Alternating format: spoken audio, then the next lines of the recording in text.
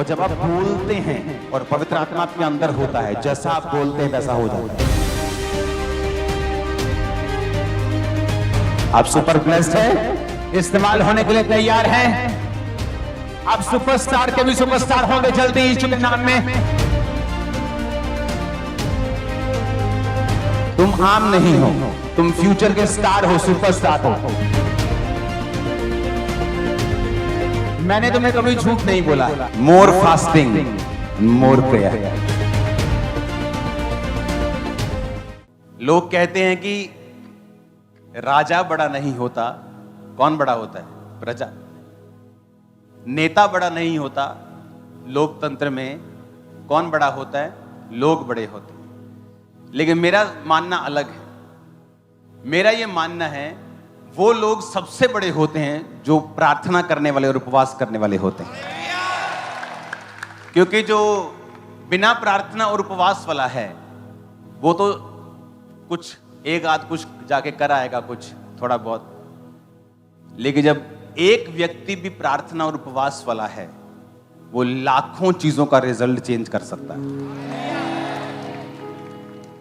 Hallelujah. तो आपकी prayers कितनी पावरफुल हैं, ये आपको अब अंदाजा हो चुका होगा। हो गया कि नहीं हुआ? समझ आ गई आपको कि आपकी प्रेयर्स ने सब कुछ चेंज कर दिया।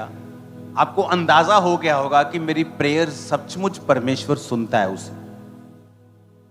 वचन कहता है कि एस्तर ने कहा, जब राजा ने आज्ञा निकाल दी, किसी विरोधी ने कहा कि ऐसी ऐसी जाति है एक, ये ना तो लंगर खाती है ना प्रसाद खाती है और ना ही किसी और परमेश्वर को मानती है, इनको मार दो।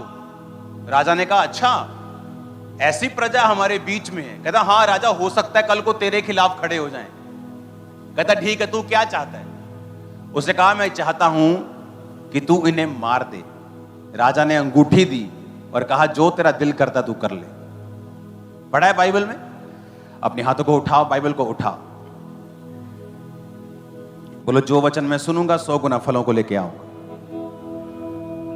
एस्तर 3 उसकी 11 से 13 आयत में लिखा है, और राजा ने हमान से कहा वो चांदी तुझे दी गई है और लोग भी, तू जैसा चाहे वैसा व्यवहार उनसे कर।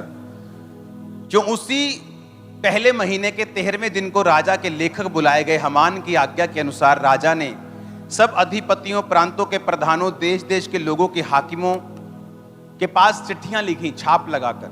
क्या चिट्ठी थी? 13 आयत में लिखा, राज्य के सब प्रांतों में इस आशय की चिट्ठियां हरकारों के द्वारा भेजी गई कि एक ही दिन में अदार नामक 12वें महीने के 13वें दिन को क्या जवान, क्या बूढ़े, क्या स्त्री, क्या बालक, क्या यहूदी, क्या बालक, सब यहूदी मार डाले जाएं, नष्ट किए जाएं और उनका सत्यानाश किया जाए, उनकी धन संपत्ति लूट ली जाए।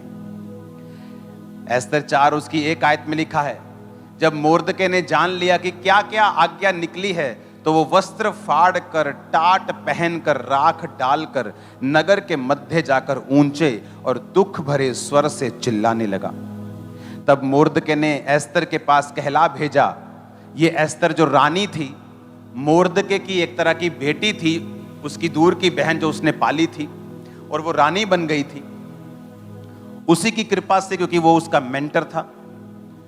और उसने जाके कहा कि जब एस्तर के पास पहुंच और उससे कहे कि तू मन ही मन विचार ना कर कि मैं राजभवन में रहने के कारण यह सब यहूदियों में से बची रहूंगी, क्योंकि तू जो इस कारण इस समय चुपचाप हो रहे, तो किसी न किसी उपाय से यहूदियों का छुटकारा तो और उद्धार तो हो जाएगा, परंतु तू अपने पिता के घराने समेत नष्ट होगी। क्या जाने तुझे ऐसे ही कठिन समय के लिए राजपद मिल गया हो। एस्तर ने मोर्दके के पास जाकर कहा, तू जाकर शूशन के सब यहूदियों को इकट्ठा कर, तुम सब मिलकर मेरे निमित्त उपवास करो और 3 दिन रात ना तो कुछ खाओ ना तो कुछ पियो। मैं भी अपनी सहेलियों सहित उसी रीति उपवास करूंगी और ऐसी ही दशा में नियम के विरुद्ध राजा के पास भीतर आऊंगी। यदि नष्ट हो गई तो हो गई। हालेलुया। एस्तर 5 उसकी 1 से 8। तीसरे दिन एस्तर अपने राजकीय वस्त्र पहनकर राजभवन के भीतर आंगन में जाकर राजभवन के सामने खड़ी हो गई और राजा राजभवन में राजगद्दी पर भवन के द्वार के सामने विराजमान था। अब मेरी बात को ध्यान से समझना। और रानी ने कहा राजा के पास जाके, तो रूल ये था कि जब एक राजा गद्दी पे बैठा है तो कोई भी उसकी आज्ञा के बिना पास नहीं आ सकता। अपॉइंटमेंट लो तो आ जाओ, ऐसा सिस्टम था। तो वचन कहता है कि वो बिना अपॉइंटमेंट उसके भवन के बाहर खड़ी होगी, उसके रूम के। ये मालूम था उसको कि राजा मेरे प्राण भी ले सकता है, पर वो रोजों में गई थी। कैसे गई थी? उपवास में गई थी। राजा ने कहा इसको अंदर आने दो, अंदर गई। उसने कहा राजा एक विनती करने आई हूं। क्या विनती करती है? कि तू मेरे पास खाने के लिए आएगा। उस दिन दूसरा रोजा था। राजा ने कहा ठीक है, मैं खाने के लिए आऊंगा। तब 6 आयत में लिखा, भोज के समय जब दाख मधु पिया जाता था तब राजा ने एस्तर से कहा तेरा क्या निवेदन है वो पूरा किया जाएगा। तू क्या मांगती है? मांग, आधा राज्य तुझे दे दूंगा। एस्तर ने कहा मेरा निवेदन जो मैं मांगती हूं वह ये है, यदि राजा मुझसे खुश है और मेरा निवेदन सुनना और जो वरदान मैं मांगू वो देना चाहता है, तो राजा और हामान कल उस भोज में आए जो मैं उनके लिए रखूंगी। कहती अगर तुम मुझसे खुश है, मुझे आधा राज नहीं चाहिए, कल मेरे पास खाने के लिए फिर आना। और उसने क्या पिया था? 6 आयत में क्या लिखा है? पढ़ो 6 आयत में। भोजन के समय क्या पी रहा था? क्या होता है ये? अल्कोहल वाली ड्रिंक, शराब बोलते जिसको। क्या पी रहा था राजा? राजा मसीह में नहीं था, परमेश्वर का नहीं था, अन्य जाति राजा था। ये रानी मसीह में थी। और राजा के किसी खास बंदे ने कपट के साथ ये आज्ञा निकाल दी, क्योंकि वो यहूदियों से नफरत करता था, कि सारे यहूदी एक दिन में मार दिए जाएं। जब मोर्दके को बात मालूम हुई तो उसने रानी से कहा कि तू अंदर जो गई है ना, राजगद्दी के ऊपर बैठी है, शायद परमेश्वर ने तुझे भेजा है, अब आलसी मत होना। मैंने ऐसे क्रिश्चियन लोग देखे हैं जिनको परमेश्वर ने पॉलिटिकली बड़ा बढ़ाया है, लेकिन जब क्रिश्चियन लोगों के लिए खड़े होने का समय होता है वो चुप रहे। परमेश्वर ने गद्दी से उतार दिया उसको। क्रिश्चियन लोगों को गद्दी किसी काम के लिए मिलती है, अपने लोगों के लिए खड़े करने होने के लिए मिलती है। क्रिश्चियन लोगों का डिमांड राज करना नहीं है, उनकी डिमांड होती कि हम परमेश्वर के काम कर पाएं, हेल्प कर पाएं लोगों की। क्योंकि यीशु ने कहा हमारा राज यहां का नहीं। हालेलुया। वचन कहता है उसने शराब पी, लेकिन 6 बाब में लिखा उस रात राजा को नींद नहीं आई। कभी सुना है ऐसा कि फुल शराब पी है राजा ने और नींद नहीं आ रही? तो शराबी को तो ऐसे होता है कि उसको तो मतलब नाली के किनारे गिर पड़ता है, वो कुत्ते उसका मुंह चाट रहे होते हैं। होता है कि नहीं? देखा है कि नहीं? उसको तो होश नहीं होती। अगर इतनी शराब नहीं पी, उसने ज्यादा पी ली फिर भी, तो सो तो वो जाता ही है। लेकिन बाइबल कहती राजा को उस रात नींद नहीं आई। रीजन क्या था? वो रोजे, वो प्रार्थना जो सारे यहूदी और एस्तर मिलके कर रहे थे।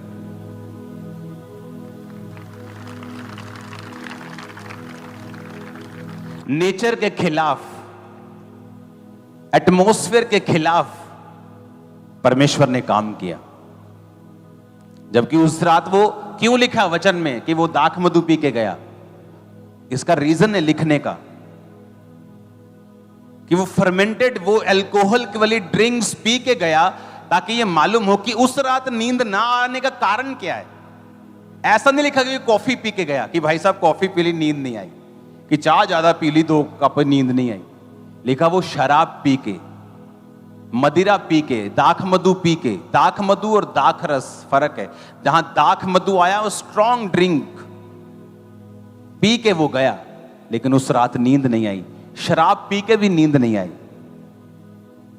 जब नींद नहीं आई उसने कहा ऐसा करो, रिकॉर्ड निकालो तो बाइबल कहती है, इतिहास की पुस्तक कहता लाई जाए और पढ़ के राजा को सुनाई जाए। तो उसमें लिखा हुआ मिला कि एक बंदा है मोर्दके नाम का, जब तेरे खिलाफ दो बंदे तुझे मारने का प्लान कर रहे थे तो मोर्दके ने उनका प्लान जाहिर कर दिया था और तुझे बचा लिया था। कहता अच्छा, इतनी बड़ी बात हो गई। तो फिर क्या किया मोर्दके का? उसको कोई पैसा दिया, कोई घर दिया, कोई जमीन दी, कुछ उसको ऊंचा किया, उसके बदले में उसको क्या दिया? कहते कुछ नहीं दिया। कहते उसको बुलाओ। वो वही मोर्दके था जो एस्तर का भाई था, एस्तर को पालने वाला। देखो रोजे क्या कर रहे थे, रोजे प्रार्थना क्या कर रही थी, देखा सारा कुछ बदल रही थी परमेश्वर के लोगों के हक में। और उधर नमान जो दुश्मन था, एक फांसी का फंदा बनवा के लेके आया कि आखिरी दिन जो होगा ना भोज का, मैं राजा को बोलूंगा कि एक बंदा है मोर्दके, मेरे को पसंद नहीं, उसको मैं फांसी पे लटकाना चाहता हूं। रानी के कहने के अनुसार राजा फिर तीसरे दिन उसके पास गया और रानी ने कहा, मैं एक आज्ञा तुझसे मांगती हूं कि मेरा प्राण और मेरे लोगों का प्राण बचा लिया जाए। यह तीसरा दिन था। रानी ने ना तो कुछ खाया था ना तो कुछ पिया था। राजा के दिल में उसके प्रति प्यार परमेश्वर भर रहा था। उसने कहा क्या चाहिए तेरे को? उसने कहा वो लोग जो मेरे हैं, मैं भी नाश हो जाऊंगी अगर उनका नाश हुआ। राजा को गुस्सा आ गया, किसने किया ये सारा कुछ? इसी दुष्ट हामान ने जो तेरे साथ बैठा खा रहा है। राजा जब क्रोध में ऐसे गया दूर, गुस्सा आ गया उसको, दूर चला गया। और पीछे जो हामान था उसने सोचा कि अब हुन पैर फाड़ लो रानी दे, हुन बचाते होना नहीं। जैसे वो रानी के पैर पकड़ने गया, जब राजा मुड़ा तो उसे ऐसा लगा कि वो रानी के ऊपर कोई गलत काम कर रहा है, गलत काम करने की आंख से गया है। उसको और गुस्सा आया। कहता बाहर जो ये फांसी का फंदा लेके आया है ना मोर्दके के लिए, उस फांसी के फंदे पे इसी को लटका दो। और हुआ क्या? सारे राज में चिट्ठियां फैला दी गई कि कोई यहूदी उस दिन मारा नहीं जाएगा। और जितने प्लान कर रहे थे कि इस दिन इनको मार देंगे, मोहल्ले में कुछ गुंडे लोग होते हैं ना, मालूम होता है कि ये गुंडा बिरादरी, गुंडा लोग हैं, ये गुंडे हैं सभी, कि ये सब प्लान कर रहे हैं। यहूदियों को पता था किन किन लोगों ने प्लान किया। जो प्लान कर रहे थे सारे मारे गए उस दिन, और सारा यहूदी कौम बचाई गई। Fasting, prayer. हालेलुया। ऊंची आवाज में नारा मारो जरा।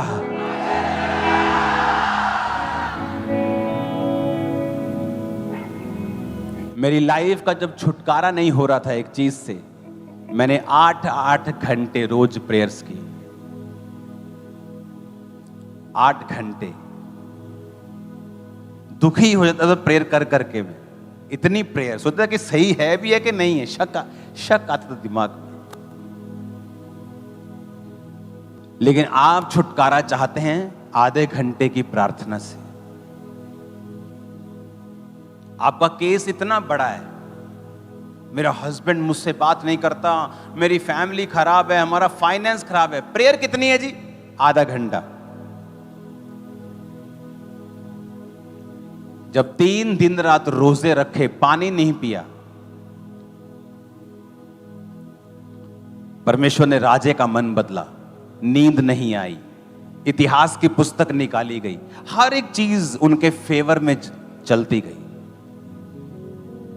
कभी प्रार्थना करके देखा है? रोज उपवास करके देखे हैं? रोज कि हफ्ते में 2 उपवास करने हैं, रोज कम से कम 3 घंटे प्रार्थना करनी। 2.5 घंटे तो विश्वासियों के लिए, जिन्होंने अच्छा जीवन बिताना है, बंधनों से निकलना है, तो उससे ऊपर प्रार्थना करनी पड़ेगी। हालेलुया। आप मेरी बात समझ रहे कि नहीं? नींद नहीं आई, दाख मधु पी गए। 6 आयत दोबारा पढ़ो। कहता उस भोज में राजा ने दाख मधु पिया। उस रात राजा को नींद नहीं आई।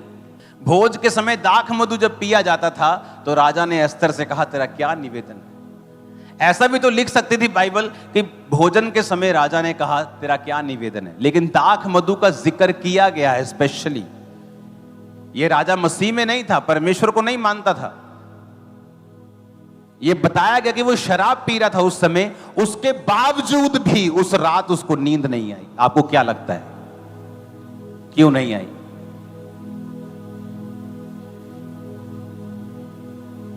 आपको मालूम है कल आपका कोर्ट में केस है, परसों आपके कोर्ट की तारीख है, आपको फास्टिंग, उपवास में, प्रार्थना में जाना चाहिए। देखो रिजल्ट आता है कि नहीं। आपने कुछ गुनाह भी किए हों, परमेश्वर आपको माफ कर देगा, सजा कम से कम कर देगा, जल्दी छुड़ा देगा, वो देखो तो सही। लेकिन 2 दिन पहले तो आप ब्लू फिल्म देख रहे हैं, 2 दिन पहले तो आप दोस्तों के साथ घूम रहे हैं, आप परसों मेरी तारीख यार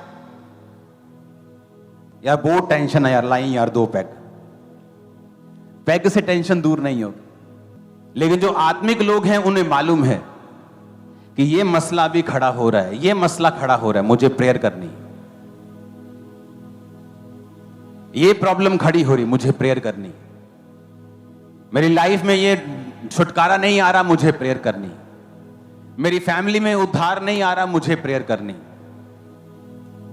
सेवकाई में ग्रोथ नहीं है, बढ़ोतरी नहीं है, मुझे प्रेयर करनी। आप प्रेयर करेंगे, परमेश्वर फिर उस प्रेयर के मुताबिक आपके रास्ते खोलेगा। आप लाख कोशिश कर लो, राजा की नींद रोक सकती थी वो? कितना भी राजा अपनी पत्नी से प्यार क्यों ना करता, उसकी नींद नहीं रोक सकती थी वो। शराब पी तो उसने सोना है, ये 100% है। लेकिन वचन कहता है, फिर से पढ़ेंगे, उस रात राजा को नींद नहीं आई। शराब पीने के बावजूद नींद नहीं आई। कई लोगों के घरों में पतियों से, बाप से पूछते हैं क्यों पीने, मेरे नींद नहीं आती, पी के मैं सो जाना। बोलते हैं कि नहीं? हाँ बोलते हैं ना। पर देखो राजा इतने पैग लगाया, बेचारे को नींद नहीं आई। स्वर्गदूत जब दिमाग हिलाता है तो नींद नहीं आती। जब आप फास्टिंग और प्रेयर करते हैं, हेवन दूत आपके ऊपर भेजे जाते हैं, आपके लिए काम करते हैं, आप एक मैग्नेट बन जाते हैं परमेश्वर की ब्लेसिंग्स का। सारी आपके आसपास की दुनिया आपके फेवर में काम करना शुरू कर देती है जब आप प्रार्थना और उपवास करते हैं।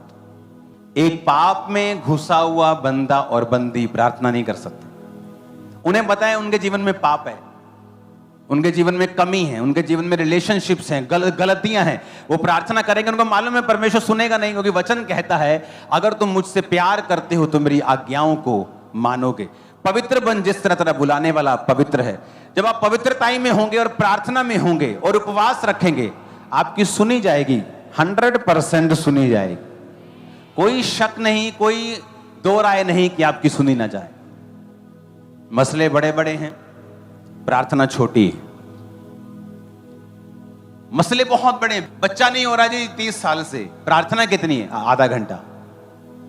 आत्मा में बढ़ना चाहते हैं जी, लंगड़े चलाना चाहते हैं, प्रेयर कितनी है? 1 घंटा। तुम्हारे पास पीने के लिए अगर 1 गिलास पानी है, या तो तुम पी सकते हो या दूसरा पी सकता है। लेकिन अगर मेरे पास एक पूरा वाटर कूलर होगा तो मैं भी पीऊंगा, लोगों को पिलाऊंगा। पानी तो 1 गिलास है, अभी 1 घंटे से या तो तुम चलोगे या लोगों को चलाओगे। तुम्हारी प्यास नहीं बुझ रही, तुम्हारी जरूरतें आत्मिक पूरी नहीं हो रही, तुम लोगों की कैसे पूरी करोगे? रोज रात को, शाम को मैंने बैठ जाना प्रार्थना पे, और 4 से 5 से 6 घंटे उस समय, उसके बाद मॉर्निंग प्रेयर करनी, रोज घंटों। मेरे छुटकारे से पहले परमेश्वर ने मुझे घंटों रोज प्रार्थना में बिठाया। बैठ जाना, वर्शिप सुननी, फिर प्रेयर करनी, बैठ जाना, फिर वर्शिप सुननी, फिर प्रेयर करनी, फिर वर्शिप सुननी, फिर प्रेयर करनी, और बैठे रहना एक ही स्थान के ऊपर और प्रार्थना करते रहना। यीशु मसीह ने कहा, एक औरत एक पापी के पास रोज जाती, मेरा काम कर, और पापी सोचता है एक दिन कि ना मैं परमेश्वर से डरता हूं, ना किसी बंदे की परवाह करता हूं, लेकिन ये औरत बार बार मेरे पास आके तंग करती। कहता मैं किसका काम कर देता हूं, नहीं तो रोज मेरे नाक में दम करेगी। यीशु मसीह ने कहा, देखो वो पापी क्या सोचता है। अगर पापी ऐसा सोचता है तो मैं उन लोगों का न्याय क्यों नहीं करूंगा जो दिन और रात मेरे नाम की दुहाई देते हैं। वो साफ कह रहा है, कहता तुम्हें चाहिए मांगो, दिन रात लग जाओ। तुम्हें कुछ चाहिए तो मांगो ना, मांगो तो दिया जाएगा। तुम्हारा स्वर्गीय पिता तुम्हारे मांगने से पहले जानता है तुम्हें किन वस्तुओं की जरूरत है, लेकिन देता तभी है जब तुम मांगते हो। एक है कि मेरे को मालूम है कि मेरे एक वर्कर को बाइक की जरूरत है, लेकिन मैं भी चुप बैठा हूं, जब मांगेगा तब मैं दे दूंगा। आप समझ रहे मेरी बात? तो यीशु ने कहा मांगो तो दिया जाएगा, ढूंढो तो तुम पाओगे, खटखटाओ तो तुम्हारे लिए खोला जाएगा। हालेलुया। अगर हमने मांगा ही नहीं, परमेश्वर कहता है मैं दूंगा कैसे तेरे को? मांगो तो दिया जाएगा। अपनी फैमिली के लिए आपकी प्रेयर नहीं, चर्च के लिए प्रेयर नहीं, अपने लिए प्रेयर नहीं। प्रेयर लाइफ मोस्टली लोगों, क्रिश्चियन लोगों की जीरो है, खासकर बंदों का और बुरा हाल है। उन्हें लगता है वाइफ प्रार्थना कर रही तो सब ठीक है, जबकि वचन के मुताबिक एक घर की अगुवाई एक बंदे को करनी है, और वाइफ को वो सब संभालना है जो बंदा बना रहा है। जो बंदा बना रहा है वो उसे संभाल नहीं सकता, क्योंकि वो ड्यूटी परमेश्वर ने वाइफ की लगाई है। अगुवाई परमेश्वर कहता मैं बंदे की करूंगा क्योंकि तुम घर के लीडर हो, लेकिन प्रॉब्लम यह है कि वाइफ प्रार्थना करने वाली है और बंदा आत्मा में बिल्कुल डम्ब है, बिल्कुल मूर्ख है, प्रेयर है ही नहीं, जीरो प्रेयर है। उसे लगता है मैं बिजनेस कर रहा हूं, मेरी वाइफ प्रार्थना कर रही। इसलिए बैलेंस कभी नहीं बनता उन घरों का जहां बंदों की प्रार्थना नहीं है। यीशु ने कहा प्रार्थना करता कि तू परीक्षा में ना पड़े। पाप तुम पे अटैक कर रहा है, फास्टिंग प्रेयर, फिर भी अटैक कर रहा है, मोर फास्टिंग मोर प्रेयर। मेरे स्पिरिचुअल फादर बोलते थे मुझे कि मैं बोलता था कि मुझे ये प्रॉब्लम है, उन्होंने कहा फास्टिंग एंड प्रेयर। मैं कहा मैं कर रहा हूं, कहते फिर more fasting and more prayer और करो। कहते उससे भी काम नहीं बनता, then more and fasting and more prayer. हल यही है, डोज बढ़ानी पड़ेगी। शैतान झुकेगा एक दिन, उसे झुकना पड़ेगा, क्योंकि आप परमेश्वर की ओर हैं, आप सच्चाई की ओर हैं, आप वचन की ओर। अगर वचन में लिखा कि यीशु ने कहा जो दिन और रात मेरे नाम की दुहाई देते हैं मैं उनका काम क्यों नहीं करूंगा। उसने कहा, क्वेश्चन पूछ रहा है वो, कहता क्यों नहीं करूंगा, कारण बताओ, मैं क्यों नहीं करूंगा तुम्हारा काम। एक पापी बंदा सोच सकता है कि मैं विधवा का काम कर दूं, नहीं तो रोज मेरे आके तंग करेगी। तो परमेश्वर कहता है मैं तुम्हारा काम क्यों नहीं करूंगा। रोज प्रेयर आप सुबह करेंगे, शाम को, सुबह शाम, सुबह दोपहर शाम। परमेश्वर के दम आ जाएगा, परमेश्वर करो यार काम। मैं सीरियसली कह रहा हूं। वो कहता है एक पापी बंदा अगर ऐसा सोचता है तो मैं कैसा सोचूंगा। ध्यान रखो, अगर तुम दिन और रात मेरे नाम की दुहाई दोगे तो मैं तुम्हारी प्रार्थनाओं को क्यों ना सुनूंगा, उत्तर क्यों ना दूंगा। कहता मैं तुरंत, फिर आगे लिखता है मैं उनका न्याय चुकाऊंगा। वचन देखो कितने हजार साल पुराना। कह रहा है कि राजा को शराब पी के नींद नहीं आई, और पुस्तक भी वो मंगवाई जिसमें मोर्दके का नाम था। आपको इत्तेफाक लगता है इस बार जो आपकी फास्टिंग प्रेयर ने किया है, इतिहास में लिखा गया है वो, और ये आपके लिए इंकरेजमेंट है। मोर फास्टिंग एंड मोर प्रेयर। तो ये काम अभी बाकी है। हालेलुया।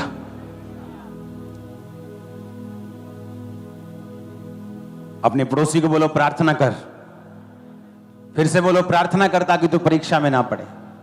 प्रार्थना कर, तेरी प्रार्थना सुनाई देगी खुदा को। वो तेरा न्याय तुरंत चुकाएगा, वो तेरा काम तुरंत करेगा। दिन और रात उसके नाम की दुहाई दे, वो तेरी प्रार्थना को सुनेगा। आमीन।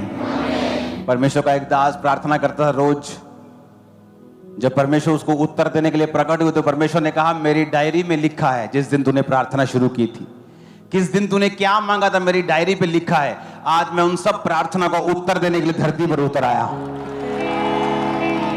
उसमें की गई मेहनत कभी व्यर्थ नहीं जाती, कभी व्यर्थ नहीं जाती। मुझे याद है जब मेरे को मेंटली अपसेट के अटैक होते थे तो कोई दवाई उस समय नहीं थी, आज भी नहीं है। दुनिया की कोई दवाई नहीं बनी इस चीज के लिए। या तो आप ओवरडोज नशे कर लो जिस तरह मैंने शुरू कर दिए थे, तो आपको होश ही नहीं है तो फिर ठीक है। तो जब अटैक होते थे और मैं मसीह में आ गया था तो परमेश्वर का आत्मा मुझे बाइबल पढ़ने से सुकून देता था। तो मुझे बाइबल पढ़नी मेरी मजबूरी थी, कोई शौक से नहीं पढ़ता था पहले में, मजबूरी से, कि जब बाइबल पढ़ता था तो अटैक कम होने शुरू होते थे। तो बाइबल पढ़ने की जब आदत लग गई तो एक दिन वचन में लिखा था, मैं पढ़ रहा था कि मसीह में की गई मेहनत कभी व्यर्थ। मेरे को मालूम था प्रभु ने मुझसे बात की है। उस दिन मैंने प्रार्थना और उपवास करने का फैसला किया था कि मैं हर 40 रोजे रख रख के प्रेयर करूंगा, और एक एक साल में 5-5 बार 40 फास्ट होते थे। और उसी साल छूट गया था, मैं अगला साल नहीं पढ़ा था। जिस बीमारी के लिए प्रार्थना कर रहा था वो कंटिन्यू नहीं हुई, वो खत्म हो गई थी। और दिक्कतें थी लाइफ में, लेकिन वो एक बड़ी प्रॉब्लम जो शैतानी थी वो खत्म हो गई थी। उसको खत्म में 19 साल हो गए। हालेलुया। और कोई इलाज नहीं, न्यूरोलॉजिस्ट, डॉक्टर्स, दवाइयां, मेडिसिन, एलोपैथी, फ्लानापैथी सब खा लिया था। ऐसा नहीं कि मैं बिलीव नहीं, मेडिकल पे मैं बिलीव नहीं करता, सब खा लिया था, कुछ इलाज नहीं था उसका। सब करके देख लिया था, सब जगहों पे, सब जगह कुछ, सब कुछ करके देख लिया था। प्रार्थना कर, बोलो अपने पड़ोसी को, अपनी इच्छा को प्रभु के सामने रख। वचन में लिखा है, जब आप पढ़ते हैं तो उसने लिखा है कि अपना मुकदमा मेरे सामने पेश कर। एक वकील है जिसकी फीस 5,000 है। आप बोलोगे ना यार 45 होगा, ले आ यार, लड़ता हूं केस। एक वकील है जो एक केस की एक हियरिंग के लिए 25 लाख रुपया लेता है, और अगर वो गया और जज किसी वजह से उस समय कोर्ट में ना आए तो वो 25 लाख फिर भी फीस लेता है। 3 लाख लेस कर देगा, 22 लाख लेता है, नहीं तो 25 लाख लेता है। एक वकील सेम पढ़ा हुआ 5,000 में काम कर रहा है, और एक वकील पढ़ाई वही है 25 लाख में। कारण क्या है? कारण है संविधान की नॉलेज, बोलने का तरीका। वचन कहता है अपना केस लड़, परमेश्वर कहता है केस लड़। हमारा संविधान कौन सा है? आत्मिक संविधान, वचन। वचन में लिखा है, प्रभु तूने कहा था अंत के दिनों में तू अपना आत्मा सब मनुष्यों के ऊपर उंडेलेगा। ऐसी प्रेयर से पतरस प्रेयर कर रहा था, प्रभु तेरे वचन में लिखा है तू आत्मा उंडेलेगा। तो लिखा उस दिन पवित्र आत्मा उतर आया।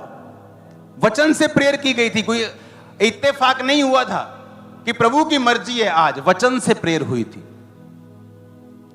आज जब आप प्रार्थना करने के लिए बैठते हैं कि प्रभु मेरे बिजनेस को ब्लेस कर, किस वचन से करते हैं नहीं पता।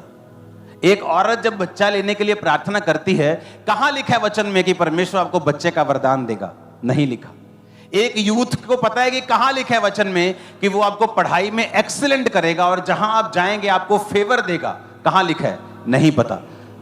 आप क्रिश्चियन तो हैं, लेकिन अपने काम में निकम्मे हैं। और वो क्रिश्चियन जिसको पता है बाइबल में क्या लिखा है, जब वो बैठता है उसे पता है परमेश्वर मुझे छुटकारा देगा, मैं प्रार्थना करूंगा, उपवास करूंगा, प्रभु को छोड़ूंगा नहीं, अपने जीवन को सही रखूंगा। प्रभु तेरे वचन में लिखा है कि तू ऐसा करेगा, तेरे वचन में लिखा है। अगर मैं बाइबल दिखाऊं, अपनी पहली बाइबल, तो जब मेरे को अटैक होते थे, मेरे सिर पे मैं तेल लगाता था, अनॉइंटिंग ऑयल, तो तेल लगा होता था, यहां से ऐसे निकलता था तेल, इतना तेल होता था। तो जब बाइबल पढ़ता था, बाइबल में कोई वचन आता था तो वचन मेरे चुभता था वो, कि वचन में लिखा है, परमेश्वर कह रहा है कि मैं तुझे ये आशीष दूंगा, तुझे तेरे पे रोग नहीं दूंगा।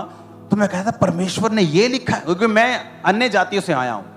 तो जब अन्य जातियों को कोई परमेश्वर मिलता है तो वो उसकी वैल्यू ज्यादा लगती है उनको। तो जब मैं वचन पढ़ता था कि परमेश्वर तेरे वचन में ये लिखा, मैं रोता था 2-2 घंटे बाइबल पे सिर रख के। अगर मैं आज आपको वो बाइबल दिखाऊं जहां जहां मैं ज्यादा सिर रख के रोया हूं, जो वचन मुझे छूता था, वो पेज काले हैं आज भी। क्यों काले? क्योंकि वहां मेरे को प्रभु छूता था, वहां मैं रोता था, प्रेयर करता, प्रभु तेरे वचन में लिखा है, देख तेरे, मैंने थोड़ी लिखा है, मैं थोड़ी कह रहा हूं, तेरा वचन कह रहा है तो मुझे आशीष देगा, अब दे आशीष। तो बाइबल में लेके आऊंगा, अगली बार आपको दिखाऊंगा। काली हो चुकी बाइबल, वहां से आपको मैं दूर से दिखाऊंगा, आपको पक्का मालूम होगा किस किस पेज के ऊपर मैंने ज्यादा प्रार्थना की। इत्तेफाक से मेरी लाइफ में कुछ नहीं हुआ। कोई व्यक्ति बड़ा है, कोई व्यक्ति सामर्थी है, किसी व्यक्ति को कुछ मिला है, उसने परमेश्वर के वचन के ऊपर एक्ट किया है, काम किया है। उसने आशा नहीं रखी कि काश ऐसा हो जाए, काश परमेश्वर मैनू भी चुन लवे, काश परमेश्वर मेरे को भी काम लवे। आप मेहनत करेंगे, वो कहता मैं किसी का पक्षपात नहीं करता, वो आपको बढ़ाएगा, इतना बढ़ाएगा कि लोग बोलेंगे तू झूठ बोल रहा है। आमीन। मेरे को खड़कने वाला चाहिए शैतान के कानून। हालेलुया। आप मेरी बात समझ रहे कि नहीं? अपने काम में निकम्मे ना बने प्लीज, अपने काम में एक्सीलेंट हो। जो वकील 25 लाख लेता है एक सुनवाई का, आप जाओ केस लेके जाओ, मना कर देगा मैं नहीं करना, काम नहीं, मेरे पास टाइम नहीं, मेरे काम एक्स्ट्रा है। वो जो कम लेता है 5,000, वो 4200 भी ले लेगा, चल 800 काल दे दी तो, उसके पास काम नहीं। 25 लाख वाले के पास उल्टा है। परमेश्वर कहता है जिसके पास ज्यादा है उसे और दिया जाएगा, कम है उससे छीन लिया जाएगा, और उसको दे दिया जाएगा जिसके पास ज्यादा है। वचन पूरा होता है। जो अगले हैं वो पिछले होंगे, जो पिछले हैं वो अगले होंगे। मैं अन्य जाति से आया हूं, आज आगे हो गया हूं, पीछे था ना मैं, कहता वो अगले होंगे। आप समझ रहे हो कि नहीं? अपने काम में जब आप एक्सीलेंस यूज करेंगे, अगर बाइबल मालूम है कि मुझे ये रिलेशनशिप्स में, मुझे गंदगी में, मुझे इस पाप में नहीं जाना, आप देख लो मोस्टली क्रिश्चियन लड़के लड़कियां अगर है रिलेशनशिप में कि नहीं, आप देख लो, चेक कर लो, क्योंकि वो अपने काम में निकम्मे हैं। इसीलिए उनकी तनख्वाह भी जो ऊपर से आती वो भी निकम्मी है। और जो लोग अपने काम में निकम्मे नहीं हैं, उनकी तनख्वाह भी निकम्मी नहीं, उनकी ब्लेसिंग भी निकम्मी नहीं। आप मेरी बात समझ रहे कि नहीं? अब ये आप पे डिपेंड करता है आप क्या करना चाहते हो। ये आपको मालूम है परमेश्वर सब कुछ कर सकता है, तो डिस्ट्रैक्शंस को दूर करके फोकस के साथ लग जाओ। विक्ट्री निशान आपके ऊपर देख रहा हूं, मैं सच कह रहा हूं। अब आ रहे हो जल्दी यीशु के नाम।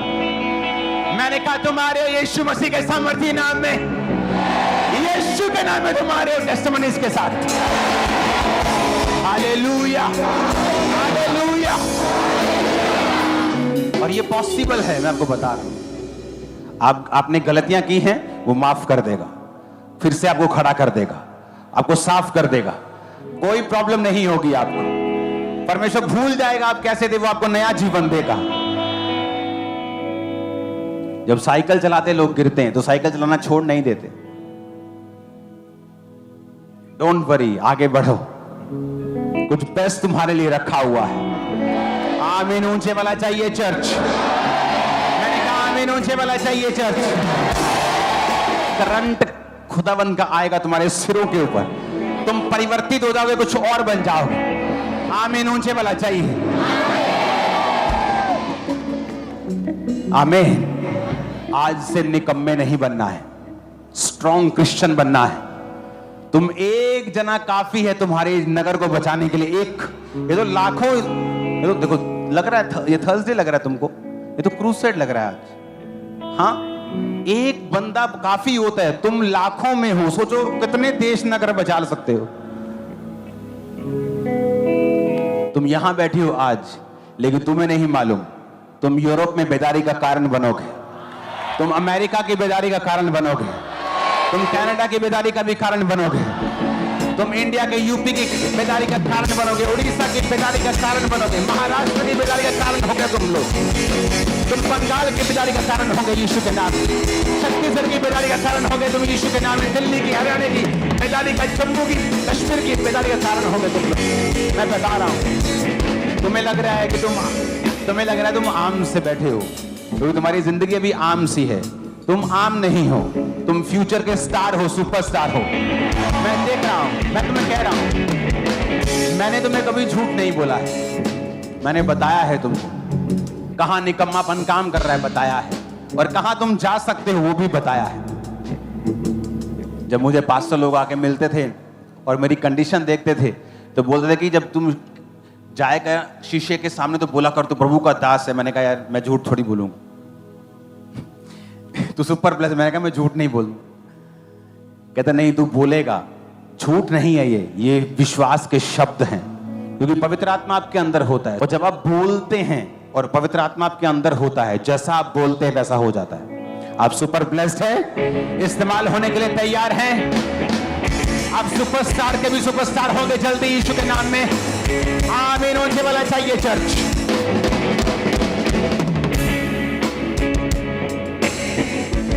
तुम रिवायत को चेंज कर दोगे। जो रिवायतें चली आ रही है ना, जब लोग तुम्हारी सेवकाई को देखेंगे हैरान हो जाएंगे। वो रिवायत से अलग होगी और उसका रिजल्ट कहीं अधिक होगा दूसरों से यीशु के नाम।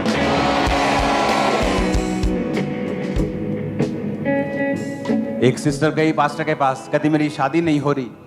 कहता प्रार्थना करती हो? कहती हाँ करती हूँ। कहता क्या करती हो प्रार्थना? कहती प्रार्थना करती हूँ प्रभु मुझे अच्छा पति दे। कहता अब अच्छा कैसा अच्छा?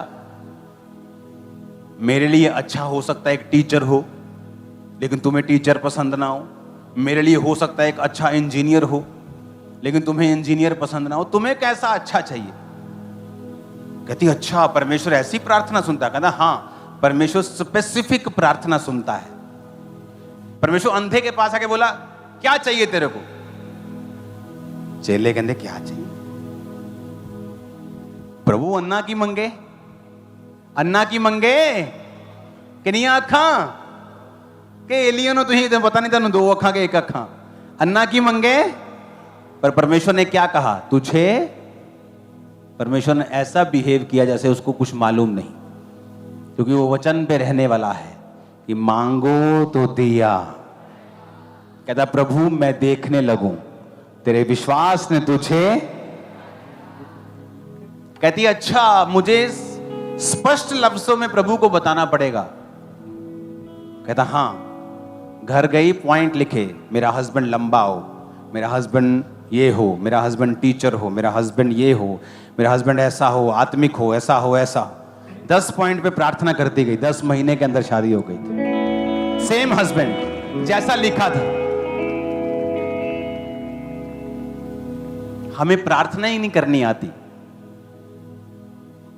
यहां एक बहन को अगर मैं उठाऊं तो प्रार्थना करूं, धन्यवाद धन्यवाद प्रभु जी, तेरा धन्यवाद करते हैं प्रभु, आगे शब्द है ही नहीं कि क्या मांगना है, कैसे मांगना है, कहां लिखा है बाइबल में। प्रार्थना करनी तुम सीखोगे यीशु के नाम। अब तो जब प्रेयर माउंटेन की प्रार्थना चली तो लोगों को फायर प्रेयर करनी आ रही है कि शैतान को किस तरह डांटना है, कैसे प्रेयर करनी है। तो स्पेसिफिक यानी कि क्लियर प्रेयर्स। क्या चाहिए? गाड़ी चाहिए, कौन सी चाहिए? प्रभु मुझे ये गाड़ी चाहिए, ये मॉडल चाहिए, ग्रेस देगा तुमको लेने की। एक घर चाहिए, इतने बेडरूम होने चाहिए, इतने स्क्वायर फुट का होना चाहिए। आप मेरी बात समझ रहे कि नहीं? हम अपने कामों में एक्सीलेंट नहीं है, निकम्मापन है हमारी प्रार्थनाओं में, इसीलिए रिजल्ट भी निकम्मा है। हमें प्रेयर लाइफ अपनानी पड़ेगी। जो हम चाहते हैं उसे प्रार्थनाओं में रखना पड़ेगा, विश में नहीं।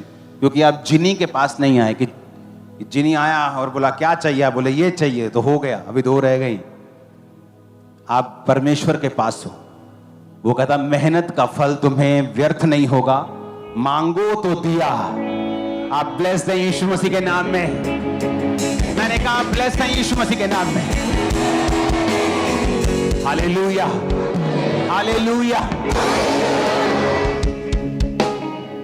मैं नहीं जानता लोग कैसे आधे घंटे की प्रार्थना करते हैं। जब मैं अपने प्रेयर रूम में जाता हूं, जब 2-3 घंटे बाद भी मुझे ऐसा लगता है कि अभी मजा नहीं आया, खाली है, अभी भी बेचैनी खत्म नहीं हुई। जब तक दिल के अंदर श्योरिटी नहीं आती कि हां तसल्ली हो गई, तब उठता हूं। हालेलुया। एक बार किसी बहुत बड़े व्यक्ति ने मुझे मिलने के लिए आना था, तो मैंने कहा आप 11 बजे आ जाइए रात को, क्योंकि मुझे थोड़ी देर बाद प्रार्थना करने के लिए जाना है। 12 बज गए, 1 बज गए और मैं निकल गया प्रेयर करने। वो आए, कहते कहाँ है? कहते वो चले गए प्रेयर पे। कहते अच्छा। तो उस दिन फिर मैं मिल नहीं पाया, मैं प्रार्थना में था। मैंने कहा अगले दिन जिन लोगों ने आना है सुनने के लिए, वो मेरे शरीर को सुनने के लिए नहीं आ रहे, वो स्पिरिट क्या बोलता है खुदा का उसे सुनने के लिए आ रहे हैं। तो मैं उनको धोखा नहीं दे सकता, मुझे जाना पड़ेगा। उनको वापस चले गए 2 घंटे बैठ के। फिर 2 दिन बाद मैंने दोबारा बुलाया, मैंने कहा अब आ जाओ। प्रभु ने सुन ली उनकी, हालेलुया, काम हो गया उनका। कितने मेरी बात समझ रहे हैं? यीशु ने आपको बुद्धि दी है, यूज करो इसे, ये भी चाहिए, हालेलुया। तो प्रेयर लाइफ के साथ कोई कॉम्प्रोमाइज नहीं। कोई मैरिज हो, कोई इशू हो, कुछ भी हो, प्रार्थना का समय चेंज नहीं होना चाहिए। आपने रात को कम की है, सुबह ज्यादा कर लो। ये नहीं कि रात को भी नहीं की, सवेरे भी नहीं की, अगले दिन भी नहीं की, उस तो अगले दिन भूआ दा ब्याह, तो अगले दिन घूमन चले गए, तो ये वाला नहीं चलेगा, ये मॉडल नहीं चलेगा। थोड़ा बहुत ऊपर नीचे हो सकता है, आप इंसान भी हैं, लेकिन ज्यादा ऊपर नीचे नहीं चलेगा। आप समझ रहे हैं? ये वचन पूरा कर लो, तुम्हें समझाने की जरूरत नहीं पड़ेगी, तुम टेस्टिमनी के साथ आने वाले। अपने हाथों को उठाओ, ऊंची आवाज में थैंक यू जीसस बोलो। परमेश्वर के गहरे वेदों को परमेश्वर के दास के द्वारा जानने के लिए और ऐसी और नई वीडियोस को देखने के लिए हमारे YouTube चैनल को सब्सक्राइब करें और साथ में बेल आइकन को प्रेस करें, ताकि ऐसी और नई वीडियोस की नोटिफिकेशन सबसे पहले आप तक पहुंच सके। जुड़े रहें परमेश्वर की हजूरी के साथ। God bless you.